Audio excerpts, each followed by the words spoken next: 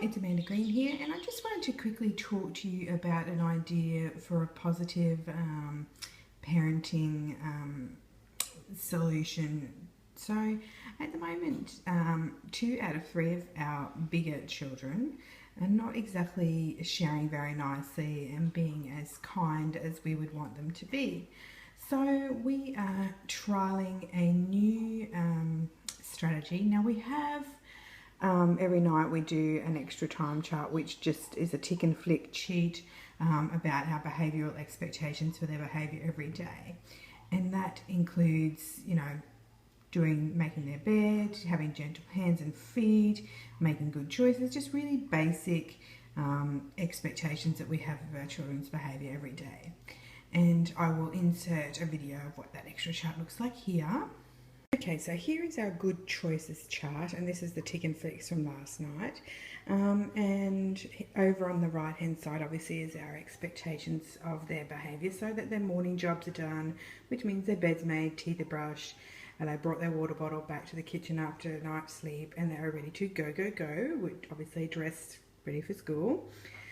Gentle hands and feet, their listening ears need to be on, they need to be doing what they're told, they need to do good sharing, have been a good helper, toys tidy, school bag. I'll come back to eating our veggies because that one's a little bit different.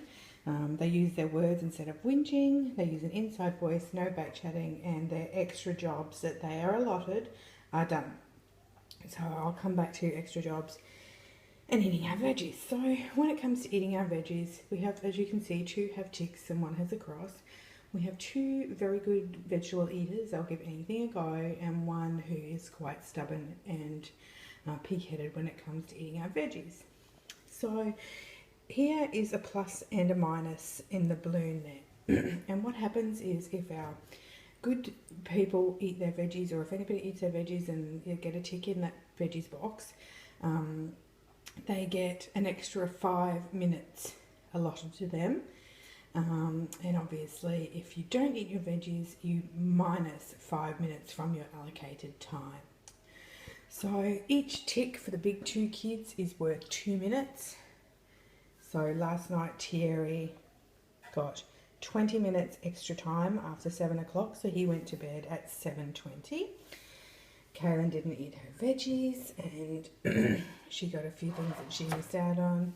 So she got 16 minutes, and Aaliyah, who is our smallest, a 3-year-old, gets 1 minute per tick, and she got 9 minutes. So the only other thing that I wanted to talk about obviously is their extra jobs.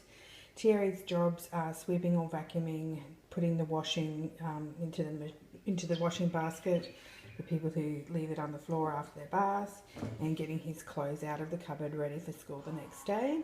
Kaylin's is setting the table. Well, actually it's clearing the table now because Nalia's been given setting the table, and she pops her clothes out every day as well. So that's our good choices chart. So that's just general everyday expectations that we have of their behaviour.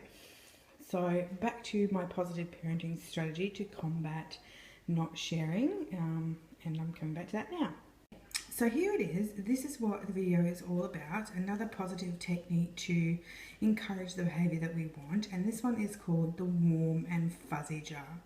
So like I said, we have the tick flick chart that gives them extra time at the end of the night, and a maximum amount of time that they can get if they get all the ticks is 30 minutes, so their bedtime will still be 7:30.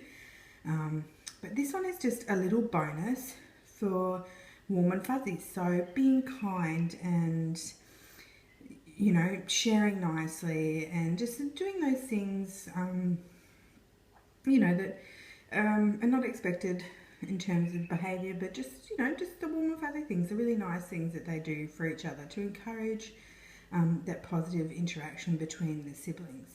So for example, last night, as extra time, the kids wanted to play with the Wii, and as a part of that, they were playing a little sword fighting game on the Wii, and Thierry sneakily let his little sister win, and he whispered something to me and something to his father, and it was just a really nice little gesture. And we would have if we had established the warm and fuzzy jar, given him a warm and fuzzy pom-pom for that, because it was just such a cute, such a nice thing to do. So yeah, this one here is just purely for kindness, and we're going to trial it and see how it goes. So the aim is obviously to fill up your jar with names on, with warm and fuzzy pom-pom balls, and at the end of the week they might get a little treat out of a goodie bag.